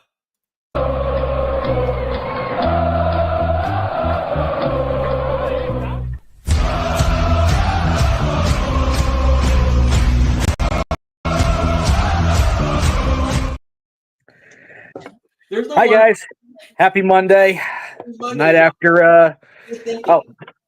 This is Stone Pilsner. I finished the IPAs. I'm not much of a Pilsner fan, but it's Stone, so they do no wrong in my eyes. Let's get the ugly elephant out of the room right now. I don't care. He's back. I really don't. You don't have to show his picture on the screen. We don't need to see it. Thank you. I get it, but the legal thing aside for a second, Nikki, this goes back to what you were talking about all weekend long. This doesn't help any future talent because now that he's on the he's back, everybody else has got dropped down on the totem pole. So I'm not happy about that. Among other reasons. All right, so that's done. I am so upset I missed the AJ and Dom match because, like I said in the comments, I didn't know it was going to be as incredible as it was, and then it was. I went to go do dishes. I know that's my fault, but yeah. How dare you be cool when you have Dirty Dom on your screen? Yeah, that's on me. I get that. I know, but it looks like that. I got one thing to say to you. Is your little chicken tender slut? Fair. It looks like they probably had the match of the weekend. And what Becky and Lyra did, and I said it in the comments, they had a better street fight, a better hardcore match than John and Cody. I love that match. The TLC match was not the cluster that I thought it was going to be. That was a great match. And MVP of the weekend, Candice. Good God, what that was an ugly fall, and that she has nothing torn or broken is beyond me. So Steven actually put it in the chat earlier. Supposedly he said he thought he saw blood on the ladder, and then Nikki made note of it. When we were watching it, there was a bunch of like the refs like ran over the side. Yeah, you saw also a bunch of them. Oh yeah, you saw the whole medical team. Yeah, that's why I was like, oh my God, shoulders dislocated, something's broken, something's dislocated. Maybe she landed wrong, and all of a sudden the MCL or the ACL popped. But if a bad cut is all she took off of that, because the ladder obviously split, cut her, she got off easy, and that was a great spot, and I'm glad that's all she got. So when that happened, I looked at Mrs. Joho, at Lisa, and she goes, "Would you check on me?" And I'm like, because we saw Johnny give her the thumbs up, like, "Okay, you're okay, babe, right?" She looks at me and she's like, "Would you check on me?" I'm like, "Yeah, of course I would check on you, but tag titles are on the line." And To be fair, we can afford better medical when I win the tag team titles. yeah, exactly. So that I got the death stare on that one. That went off as expected. So, but all right. So tonight, I don't need Sheamus and Rusev 9 on Raw. I don't need it. I don't want it. And the sheer fact that Rusev gets 0 pop, no one cares. No one. Yeah, well, he's not that big. Like the Rusev Day was the big pop, but that was because of Aiden English. I feel like it wasn't necessarily that much because of together they were getting. But I just think that the days of Rusev. I agree with you, Joe. I think the days of Rusev being this mega star. If it was going to happen, it would have happened in AEW, in my opinion, and it did. No one booked Yeah. him. Yeah, sorry, buddy. I don't care anymore. You're taking valuable time away from Karrion Kross. He should go to TNA. Actually, Rusev would be perfect in TNA. But it's also Yeah. I know. It's I was gonna say don't. Sorry, The guy would be a great crossover. I was gonna say don't say Cross to TNA. What are you doing? Don't do that. He was already there. Yeah, but don't send him back. He There's belongs here. work so closely with WWE anyway. What's it gonna matter if he goes there when it's technically a WWE subsidiary? Yeah. Does anyone watch besides the true hardcore wrestling fans who watches TNA anymore? Well, Your silence says everything. It's on an obscure channel. Like if it was on a normal, But it's not even on. cable Like channel that's for the me. thing. You have to get the. No, I think we actually have access to it, but it's such an obscure. I watched the anniversary. Yeah. So the person that will know exactly about it is next in line is Reese. Reese, I'm sure will update us because I know he does. yeah. All right. So Reese is saying that Cross is definitely on the way out. I hope he's wrong. I really do. I'm very much looking forward to what Punk has to say tonight. That's going to be absolutely phenomenal. The pipe bomb that's coming from him is going to be amazing.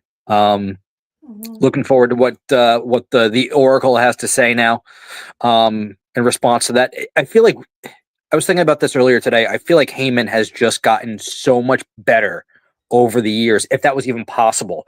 Like the wise man has just gotten so much better. Yeah. So yeah, like I said, I don't need Roman or Sheamus and Rusev again. And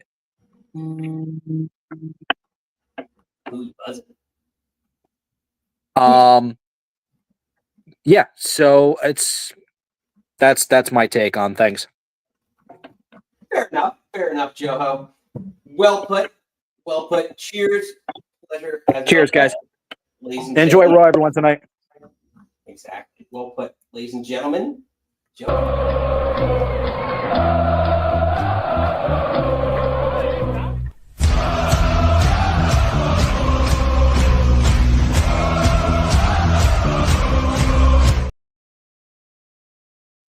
All right, Nikki. Yep. Our newest regular is online. We were just talking about TNA, and I know he loves all that, so he'll probably update us on when we can find it and catch it. But our newest regular, one of us, from overseas, from Scotland, Reese London.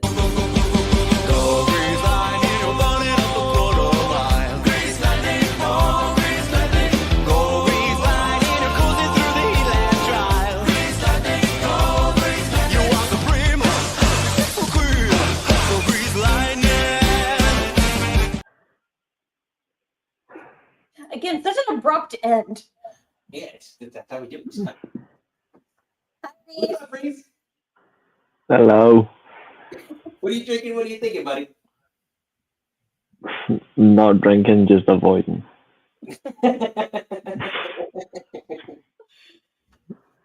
What are you thinking, sir?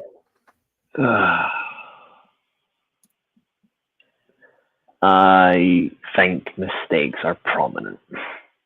Mhm. We don't need to see faces, don't need to see names, but mistakes are prominent. And don't see how you get away from this. That's my biggest take. You say get away from it. Like, what do you mean get away? Like how do you Book Like- yourself like- out. Like, there's no accountability here. Well, I mean, And- if it's a one-off match, it's a one-off match. It's probably like you're out. And Cena would have to win. Yeah. I mean, that's the only. Because I agree with you, I don't think they can't, or they can. I'm sorry, I don't think they can. But like Cena would have to beat him. Mm-hmm. No, that word's not coming out of my mouth. Merciful. There you go. No, I agree. I agree with that. I think they should pull a swerve. Just make Chelsea Green the Intercontinental Champion.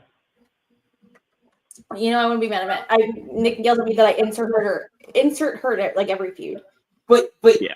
you're gonna move her from one mid card to the other mid card. That's the thing. I think there's more. I'm sorry, there's more eyes on Raw. I think it's easier to watch Raw. It's all on Netflix. Is SmackDown on Netflix for you guys too, or do you have to like get like a certain thing to? I've got them all on Netflix. Yeah, no, because Netflix that's what their whole thing was. Is that Netflix was such a big platform. I wish everything was on Netflix for us, but like I don't know. I just feel like Raw is such the Wait, biggest SmackDown's on Netflix? for. For that? Oh, damn it! Everyone- Hell, Triple H, get that shit right. Well, you have the contract with USA. Mm-hmm. And I don't think, which is so crazy, the USA deal. Like they've had that deal forever. I don't think it's ever going away. Like I felt like they were on CNN for like that hot minute, whatever it was, in like '90s, late '90s aughts for a minute. But like they always went back to you. There was always some platform of WWE that was on USA. Mhm. All Yeah, that's true. no, I digress. But yeah, no, I agree with you, Chelsea to Raw. but I want her in the main event scene, and I think just putting her back in the IC title scene doesn't do much for her. Like, But is that so? Obviously, it's Naomi, Stephanie at this point. We don't know. Do you want to see Chelsea Tiffy, or is it bigger for Chelsea to come and interrupt Becky? Mid card belt or not? That's I guess exactly. So you're just being right. Becky as a name is bigger, but her getting her world title comeuppance is Maybe way that's more not time. important. She's got time. I mean, I would like her to be a main world champion. I don't think they're going to pull the trigger, though. I think they're too afraid. Like, but that scenario is just keeping her in that cycle. Like, it's a lateral move to just keep her in the mid card. When you have this group around her that can help protect her as a champion, if you don't feel like she's the person. Like, I felt like to some extent we did this a lot with Rollins. Like, we protected Rollins early on in his career with groups around him, and thing with Chelsea, and not have any issue, and put her in the main event scene. Let Piper and Alba Fire. let Piper and Alba protect her. Yeah. Way so that whoever the challenger is gets a couple victories in, and then They're not going to pull the trigger on take the belt off Tiffany yet, and you're going to put the other belt on Stephanie Victor. So I'd rather see, I mean, I would prefer it to be a WWE or world champion, but I just don't think they're going to do it. And that's what really bugs me.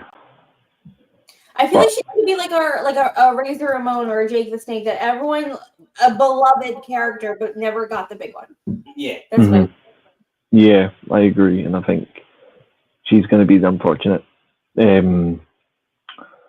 loss on that. And I still can't get over 23 finishers in 37 minutes. Did you count them yourself, or did you just like? Did you rewatch? I did a Twitter thread at the same time. Craziness. Yeah, that was the one thing that I hated about doing the fantasy wrestling is like counting all the finishers. Because like, oh, so and so had 12 finishers in a row. Damn it! I had to count, and then we did one of the points we did was like reversals of finishers, and you just want to slip. That's the whole match. Yeah, literally every match.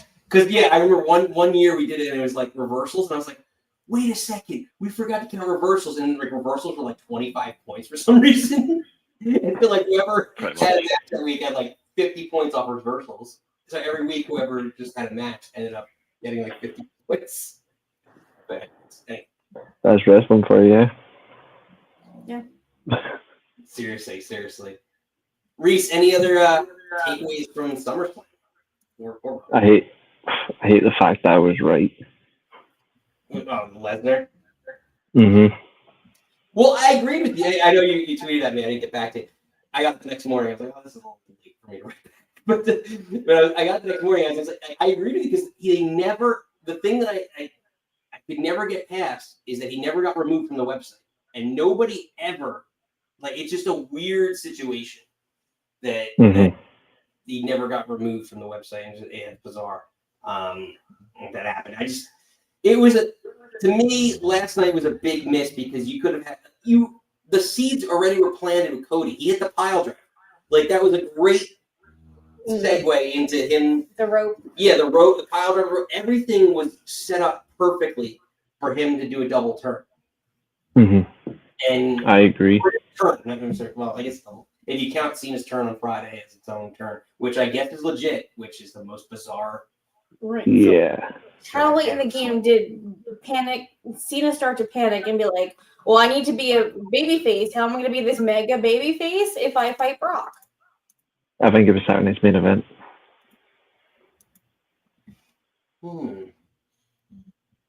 Was that the Logan Paul one? Is that the one I'm thinking about? Yeah. Yeah, like, but I don't think that was that bad. Like, the situation that was set up was actually kind of a nice situation because, like, it's two heels that are just egomaniacs, and like the storytelling in that match was good for them. Yeah, I think it was just the back out. It didn't go. I don't think this heel turn has worked at all. I think it's backfired, but they've made a conscious call. We'll see how it goes. My biggest thing is I think not Charlotte, Jade Cargill, that's her. She's done. I think she, Penta, LA Knight, Karrion Kross. That's it. All because they weren't on the card. You think they're all written off? Mm-hmm. I'm a big Penta fan, but yeah, he got shafted. I think Chelsea Green is lucky. Karrion Kross is done. LA Knight is arguing about his position. So I would disagree with LA. I mean, maybe backstage issues if that, I don't think LA Knight's going anywhere. Penta just signed. Yeah, Penta they view as a tag guy. He's going to be viewed. I think he's going to get relegated to tag team stuff now. I agree, but I think, to be honest, I think they gave him more just than a lot of people thought Penta was going to get in the singles division because of the fact that, again, they were waiting on his brother. They were signing them together. So he got signed, whatever it was, 1-2 months before his brother. And then they gave him a run planning for him to be without his brother for months. And then even when his brother came back, they didn't immediately pair them together. So I wouldn't say that they rid off Penta. I just think they're just trying to find the right scenario to put them together. But Penta's been booked great as a single wrestler. I think as much as I'd like to see it, I don't want the Lucha Bros to reunite. I want Penta to be a heel Intercontinental Champion. Still time for that. I mean, he's still really early in his WWE, career.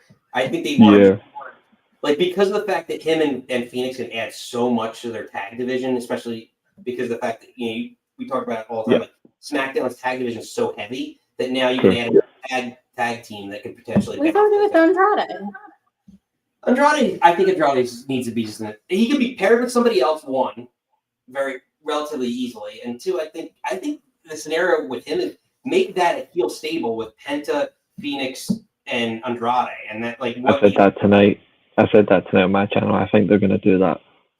Yeah, it makes so much sense. It makes more sense than anything else. These guys go down. They need to band together. I don't know. I think Karrion Kross, I get if he left tomorrow. I understand, but I think it's a little too early to pull the panic button on Penta. I'm not essentially panicking, but more the sense of leaving him off was I just think it was a bad call. But I just don't know where. I mean, like where he's going to fit into the card. I just feel like there's so many people that got left off. I was like, you still have a 2-night extravaganza, and then we can list like 10 people off the top of our heads that should have been on the card. You said Priest, Knight, Knight, Aleister Black, like Rusev. If you really, that jelly bean match was horrible. Yeah, it was a lot, but it got them the pop that they wanted. Their one celebrity thing, the eyeballs on, not WWE wrestler kids watching. So. Yeah, I agree. But yeah, I think after SummerSlam Night 1, I think Jade Cargill, I think that's her. I mean, the fact that they got 7 minutes says all really for me. Did they get 7? 7 minutes 5 seconds. Wow. Yeah. Well, it was a botch fest. It was very sloppy that whole match. So yeah, I just think that maybe Jay's not as what we thought she was, and if as a heel, I think she could work better because you could protect her with squash. She should have went to NXT. Have her AEW character of her just like squashing people for a while. Like she went up to me, straight to me was not the right way to go. Yeah, agreed. Fair point. Reese, before we let you go, your last shot. Last shot. All right, I got it. This is my last shot. 2-night pay-per-views will kill a lot of interest in the wrestling business. It needs to go back to 1 night. In general, 2 nights is not a success. No, honestly, Reese, well put. Yeah, it's much easier. It's much easier. That's a great way to end it, Reese. Perfect way to end it. Yeah. Again, it's much harder to book 2 nights than 1, and you can put more stars into those nights. So, well put from our friend from overseas, ladies and gentlemen.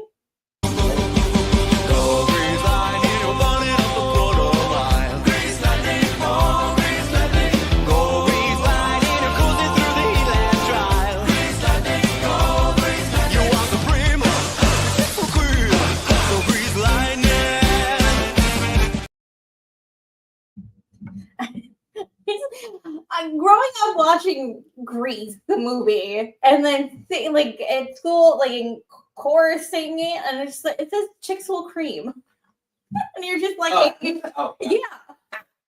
And then it's like it got changed in like at our school production, and it changed to "Chicks Will Scream." But like, go watch John Travolta. It's Cream, and it's like. Wow. Reese, always a pleasure having you on. We'll catch you on Friday. Back to our normal time. In a crazy, crazy weekend. I said, I told Mel we were podcasting today. She's like, do you guys podcast every day now? And I was like, no, it's just a pay-per-view weekend. She's like, okay. Exactly. Just a big weekend. Hot Mania. Make sure you smash as people are chiming in the chat and coming in the like and subscribe. If you're new here, we got a bunch of new people in the chat, so come on in and the water's more. Yeah, join the conversation. Way to do it. All right, Nikki, are you ready? Yes. Regular round us out. Say his name and he appears. Believe in Steven.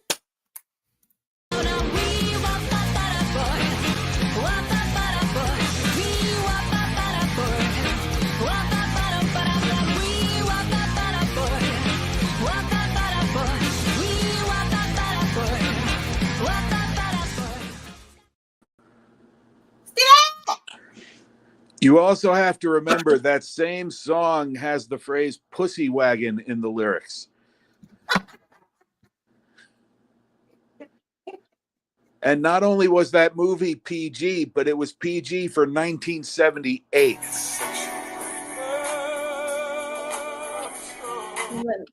No one looked like they should be. Like, Nikki didn't look like he should be in high school. They all didn't look like they should. Like, oh. No, Kaneki looked like he should be, coaching one of the teams. Nikki was my favorite. I mean, he went right from there to driving a cab on that TV show. So, Yeah, yes, he did. Yeah. Yeah.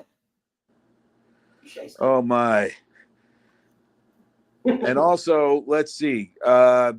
Will you check on me? You can now add to the list of questions to which there is no correct answer. That's fair. Like, you're screwed no matter what you say. Yeah, exactly. Your wife just wants you to do one thing. Acknowledge me. Yeah. You can just put it next to, does this dress make me look fat? Or if they sit on your lap, I'm not too heavy for you, am I? Or if I died tomorrow, how soon would you date? I got that last one once. I think a lot more shit to do. I told her I'm already making a list. I'm just not talking to anybody now because all your friends have big mouths. What is this? Steven's just setting up Really, the answer is just be, what would you like me to say right now, dear? Or you can just say this. You think you know me. You think you know me. Yeah. So yeah, would you check on me now? add that to the list. My question is like, would you love me if I was a worm? Would you love me if I was this? My follow-up question would be, what kind of worm? Like, if you were a tequila worm, then yeah.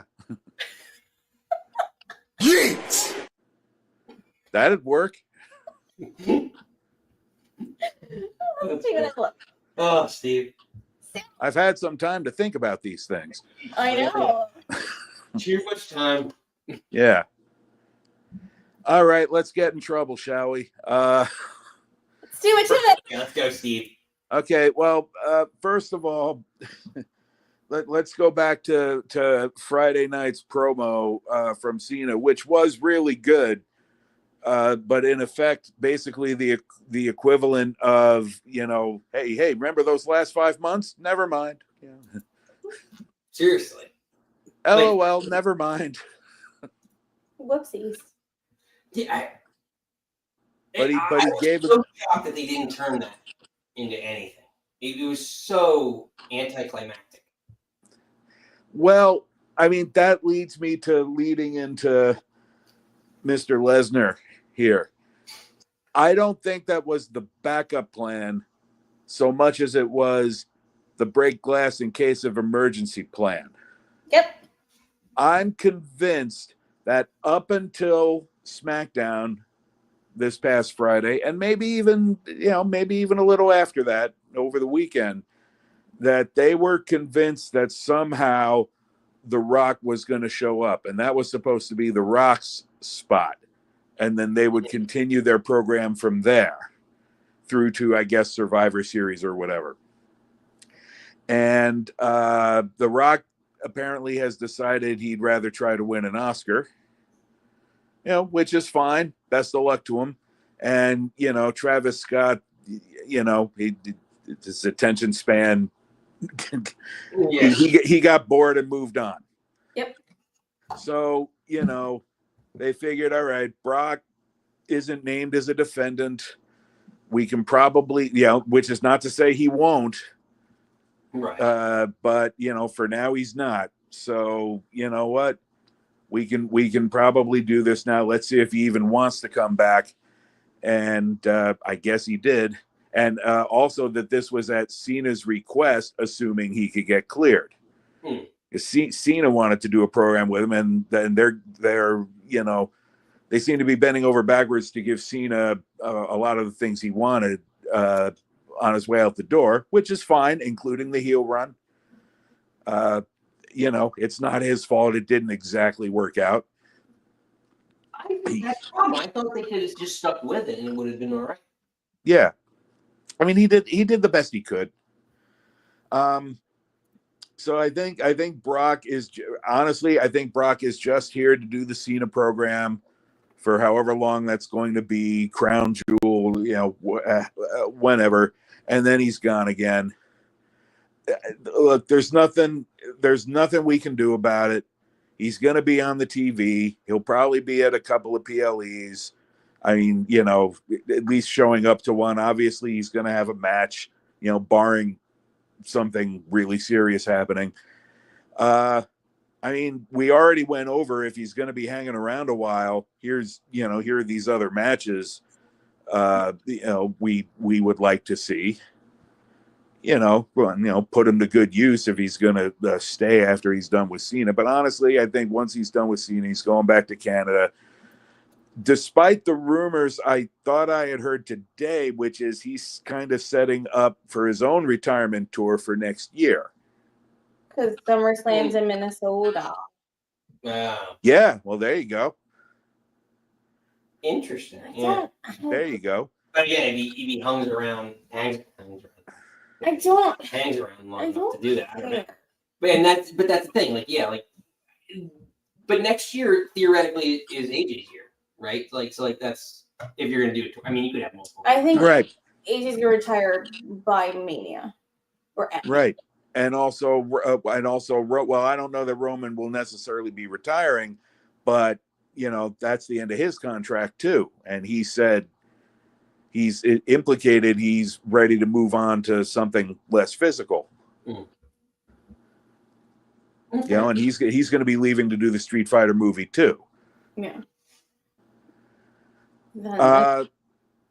So let's just hope for the best. We're going to have to watch him. There's certainly this show to rag on him while he's here. He's probably not going to be on a lot of weekly TV. I mean, he wasn't before, right. Except occasionally. And I'm sorry about that. And I have a feeling, like I said, I have a feeling that it was not the original plan to bring him back. But they felt like they were not in much of a position that they desperation. I'm not excusing it. I'm certainly not condoning anything he's done. And we'll see how the investigation continues to play out. But for now, I mean, it's unfortunate if you want to call it that, but it is what it is. Exactly. We can come to the bar and bitch with me about it because girl, mama it will be. Ooh, what bar would that be? Oh, the one here? Oh, the one there? Oh, that's right a nice bar. You know where I thought we were going to a bar that. Oh, okay. All of us. You're all welcome. It's like, ooh, we're all going out. We can. Yeah. You know me, I'll drink anywhere. So that's my take on that. And we'll see what happens. And yeah, I don't care for his hair and his beard right now. So. A fucking feather in his hat. And he didn't bring it. I didn't recognize him without his tractor. Yeah. Yeah. I guess SummerSlam is kind of like his so many things. I agree with Mike. He was never my guy, but all the things that he's done that sticks in my brain is always SummerSlam stuff, like the tractor, and then the I'm like echoing, the Suplex City Bitch things. So is he gonna? I don't want another year of him to get it to fucking next year. No, maybe it won't play out like that. I mean, it's obvious he doesn't like coming out too much. I know. Well, he's the one that started this whole bullshit of you can be a champion, but you don't need, to be on TV. You have to pay me. I'm only going to show up to big events. And it's like, I want my champion on TV. And honestly, not like Lucha wasn't, but I know Seth is such a guy that he's like, I'm going to be on TV. I'm going to show this belt. I'm going to be there every week. That's what I want for my champion. I'm done with the Brocks and the Roman Reigns. I want my champion on TV. In fairness to Roman, I kind of give him a pass on that because I think that's more health related than anything. True. I would say the same about Lesnar, except I think he had, I'm probably messing this up, but I think he had the same thing that Omega had recently, and Omega's a full-timer again, or close. So, you know, there goes that. Just a while ago. Yeah. Good night, bang. But There it you can go. be one thing that you show up on TV, and again, I'm not saying you have to wrestle every single Monday of your life, but you could show up to TV and cut a promo, and you weren't. Well, I mean, is he really that good at cutting promos? I mean, why did they pair him with Heyman? You can stand next to Paul Heyman. He used to stand there and look menacing. He probably could cut a promo if he tried, a half decent one. I mean, you know, when you have Heyman, Wasn't he? just stand there and look serious, except when R-Truth comes to the ring, and then you can laugh your ass off like Didn't everyone he else. go down that weird rabbit hole when he stole or won Money in the Bank when he wasn't even in the match? He was walking around like a boombox, and like it was like supposed to be like fun Brock Lesnar. Yeah, that was like that seems a little too out of character there. But you know, I don't begrudge anybody having fun, really. I mean, having fun. Let me rephrase that, because we are talking about Lesnar. Having fun in that way. There are lines. Exactly. But you know, we'll see how it happens. And again, if he's going to be hanging around, let's see the Gunter match they teased quite a while ago. Let's at least see that. Yeah, Gunter and Braun Breaker. That's what I want to see. I want to see. Unless they beat the shit out of Brock. Yeah, they got to get over, but like, give me a crazy physical man meat hitting man. Yeah. No. Give me a match to remember. Give me a match worth the hype like that. I want 16 spears. Big match. You only got 2 the other day. Big match Braun. Oh, Big match Braun Breaker. Braun Breaker owes me 16 spears. She counted. It's dead. And not Brittany's. Price is wrong, bitch. I'm kind of curious. Has anybody seen, or if they've even been released yet, the Meltzer ratings? I don't even. I look at the TV ratings, which are. He probably hasn't done it yet. No, don't they usually come? They'll take like. When's the newsletter go out? Thursdays. But he tweets them anyway. Oh, I don't know. I don't. And he's taking the victory lap for, calling the Seth cash in. And he's saying everybody owes him an apology. I'm like, asshole, nobody owes you anything except $14.99. He can fuck right off. He can, him and his tongue.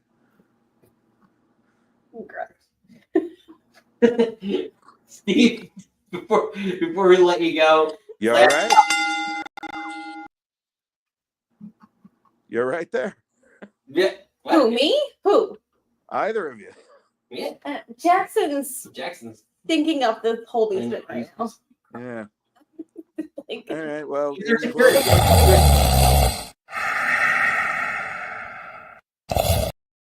Yeah, I heard and smelt that up close the other day. Yeah, Steven was part of the VIP experience. Oh, Steve, you got the VIP Nick Club experience for I got to see parts in your face for 4 hours. Sorry, Joe. Yeah. Well, I fortunately his butt was facing in the other direction, but I must have been upwind. So, you know. Yeah, I mean, we have a very smelly dog, and I apologize to everyone that comes over, but it's love of my life. Well, onward to Paris now.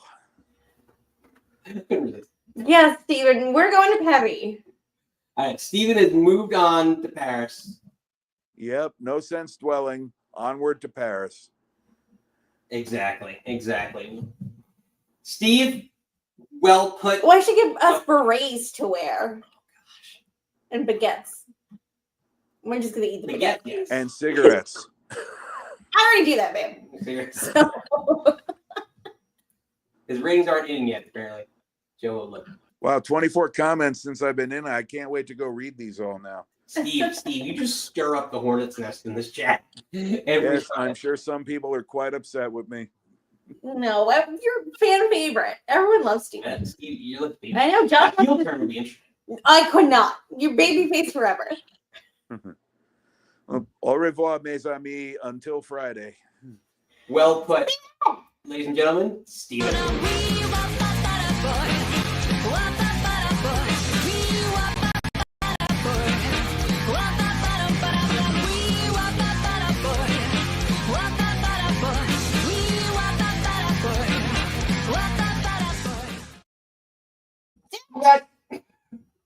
Ladies and gentlemen, regular closing us out for the call section as we are 9 minutes out on Raw for the evening. Got a lot of stuff to do. Before you go, hit the old Samoan spike on the right. Before you go, if you're new in here, welcome in. Pleasure having you. If you're regular, we love having you. Ladies and gentlemen, we'd like to take us out with our not so CCO, Triple H. Thought we had a spectacular event tonight. Very excited that so far everybody seems to have come out unscathed. You know, banged up, bumps and bruises, but nobody seriously injured, which I always hold my breath on these events. You want to see people have the best outing that they can possibly have and make memories, but do it safely. And we were able to do that tonight. Able to do that tonight, Nikki. Great night. Great night. Get your snacks ready. Get your drinks ready. We're 8 minutes Take out. your dog out. Take yourself out. Get a snackaroo. Exactly. We are back here Friday at 6 in our normal flagship show. The Nick Club Wrestling Happy Hour at 6 p.m. Hopefully, you can all join us then. Get through a couple quick comments for Steven's heel turn. Now- I'll for you to get on that. My Booker Man brain would never. Steven, white meat baby face forever. Love baby face, Steven. Always a pleasure, Lisa. Lisa, I love you immensely. Steven to the love of my Listen, I know. I'm trying to think back. I've asked you some weird shit. Like, would you still love me? I'm like, blah, blah, blah. I hate those questions. Every guy hates those questions. I know, but I'm like, I'm not. I just feel like me. I know there's crazy. Well, not that I'm not crazy, but I know there's crazy people out there that like wants the answer. When I was like, I saw it on the internet. Like he was like, "Oh, someone's crying next to me because he asked if I was a worm," and I was like, "Would you still love me if I was a worm?" Like, I don't know. You're stuck with me, so regardless of my form, so if I turn into a worm or To those questions, I say this: cut it out. Get out of here. I wish I had something because I know I've asked you some weird shit just for the shits and giggles, but other than that, let's do one draw. Exactly. So until next time, you do not have to go home. But you can't stay here.